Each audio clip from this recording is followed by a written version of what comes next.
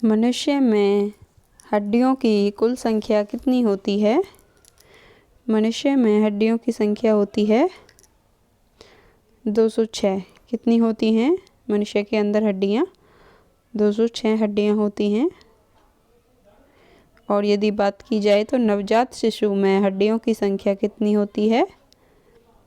नवजात शिशु में हड्डियों की संख्या होती है 300। जब बच्चा छोटा होता है तो उसमें जैसे कि पैदा हुआ बच्चे में होती हैं 300 हड्डियाँ, और फिर जैसे ही बच्चा बड़ा होता चला जाता है और उसके बाद उसमें 206 हड्डियाँ हो जाती हैं। और स्टार्टिंग में बच्चा जब जन्म लेता है तो उसमें 300 हड्डियाँ होती हैं। नेक्स्ट क्वेश्चन है, मनुष्य की खोपड़ी में अस्थियाँ होती हैं, तो अस्थियों की संख्या कितनी होती है मनुष्य की खोपड़ी में? 8। कितनी होती है? 8 अस्थियाँ होती हैं।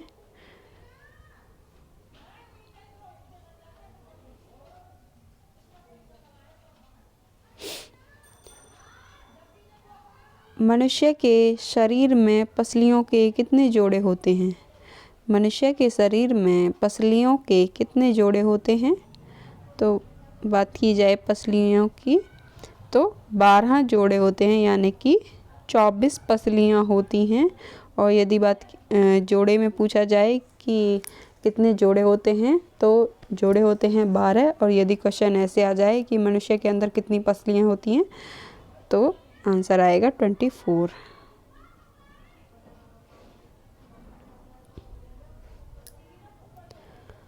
मानव शरीर की सर्वाधिक शक्तिशाली अस्थि होती है। मानव शरीर की सबसे शक्तिशाली अस्थि कहाँ पर होती है? जबड़े में। कहाँ पर होती है? जबड़े में। मानव शरीर की सबसे लंबी हड्डी होती है। मानव शरीर की सबसे लंबी हड्डी कहाँ पर होती है? फीमर, यानी कि हड्डी का नाम है फीमर, और जो कहाँ पर होती है? जांघ में। जो जांघ की हड्डी होती है ये सबसे लंबी हड्डी होती है। और यदि आपसे पूछ लिया जाए कि सबसे बड़े हड्डी का नाम बताइए तो आ जाएगा फीमर नामक हड्डी है जो सबसे बड़ी होती है। और यदि क्वेश्चन आ जाए कि कहाँ पर होती है तो जांघ में होती है।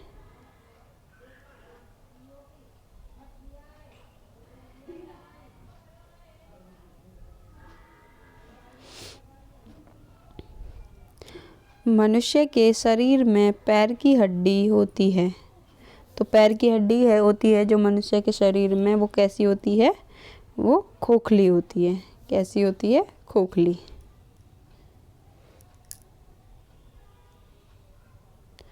नेक्स्ट है, टीबिया नामक हड्डी पाई जाती है। टीबिया नामक हड्डी पाई जाती है कहाँ पर पाई जाती है? टांग में। इसे याद रखना बहुत ही आसान है। टे से टीबिया, टे से टांग। तो टीबिया नामक हड्डी होती है वो कहाँ पर पाई जाती है? टांग में होती है।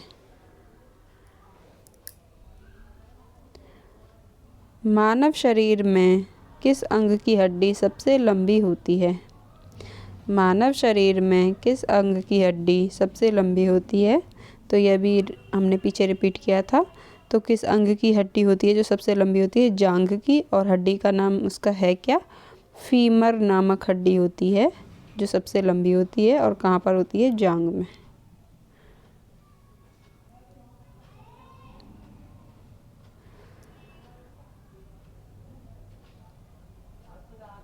दांतों तथा हड्डियों में पाए जाने वाले तत्व कौन से हैं? दांतों तथा हड्डियों में पाए जाने वाले तत्व कौन कौन से हैं?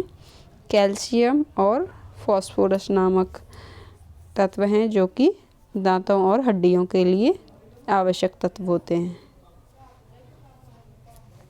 कैल्शियम की कमी के कारण हड्डियां कमज़ोर होने लगती हैं। नेक्स्ट क्वेश्चन पे आते हैं, बुढ़ापे में हड्डियां कमज़ोर हो जाती हैं। क्यों हो जाती हैं बुढ़ापे में? तो ये हो जाती हैं, कैल्शियम की कमी आ जाती है बॉडी के अंदर। जैसे ही एज ज़्यादा होती चली जाती है तो कैल्शियम की कमी के कारण बुढ़ापे में हड्डियां कमज़ोर होने लगती हैं। अस्थि में कौन सा लवण सर्वाधिक मात्रा में पाया जाता है? अस्थि में कौन सा लवण सर्वाधिक मात्रा में पाया जाता है? तो क्या है?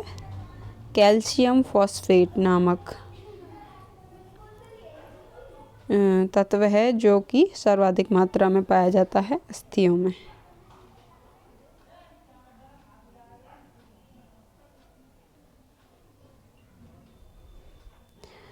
कौन अस्थियों व पेशियों को आपस में जोड़ता है? कौन अस्थियों व पेशियों को आपस में जोड़ता है?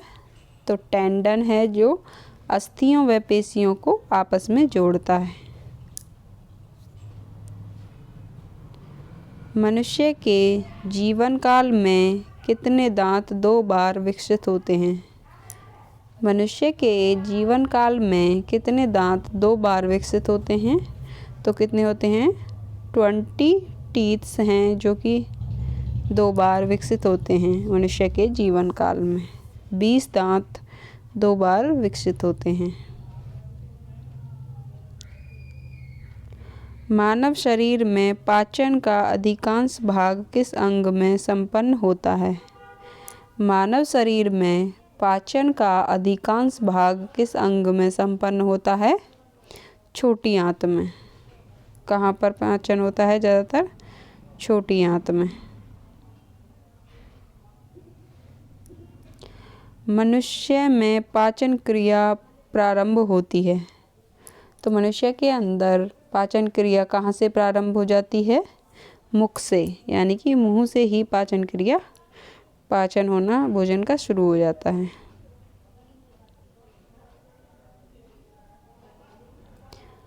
मानव की पाचन नली की लंबाई कितनी होती है? मानव की पाचन नली की लंबाई कितनी होती है? 32 फीट।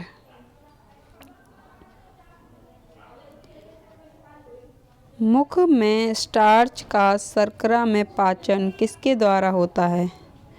मुख में स्टार्च का शर्करा में पाचन किसके द्वारा होता है? तो ये होता है टायलिन नामक एंजाइम होता है जो स्टार्च का शर्करा में पाचन करता है।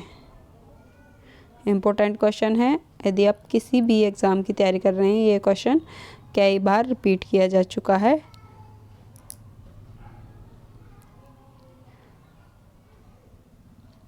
दुग्ध प्रोटीन को पचाने वाला एंजाइम है।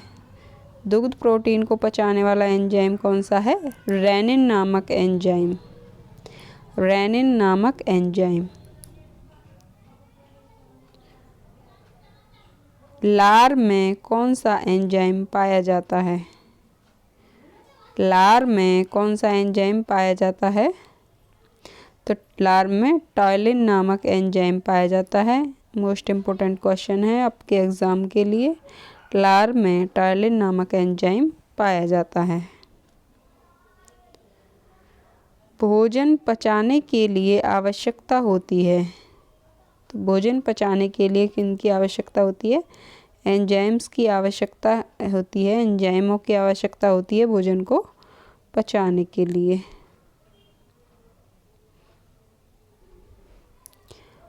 मानव पेट में कौन सा अम्ल उपस्थित होता है? मानव पेट में कौन सा अम्ल उपस्थित होता है? तो ये कौन सा अम्ल होता है? हाइड्रोक्लोरिक अम्ल। कौन सा होता है? हाइड्रोक्लोरिक अम्ल। मुख से निकली लार किसका पाचन करती है? जो मुंह से निकली लार है जो वो किसका पाचन करती है? स्टार्च का। किसका पाचन करती है? स्टार्च का। प्रोटीन का पाचन प्रारंभ होता है कहाँ से प्रारंभ होता है? प्रोटीन का पाचन उदर से, यानी कि पेट से प्रारंभ होता है।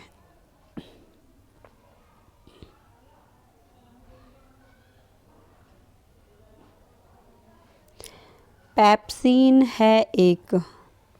क्या है? एक एंजाइम। पेप्सिन है एक एंजाइम। पेप्सिन बदल देता है। पेप्सिन क्या काम करता है? क्या बदलता है? प्रोटीन को पॉलीपेप्टाइड्स में बदल देता है। पेप्सिन क्या काम करता है? प्रोटीन को पॉलीपेप्टाइड्स में चेंज कर देता है।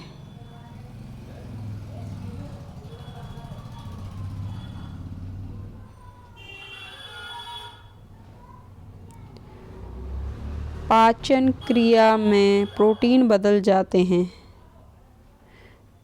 पाचन क्रिया में प्रोटीन बदल जाते हैं अमीनो अम्ल में।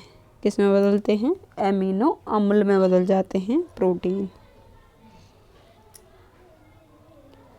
मानव शरीर में ग्लाइकोजन के रूप में कार्बोहाइड्रेट्स को जमा करने वाला अंग है यकृत। कौन सा अंग है? यकृत।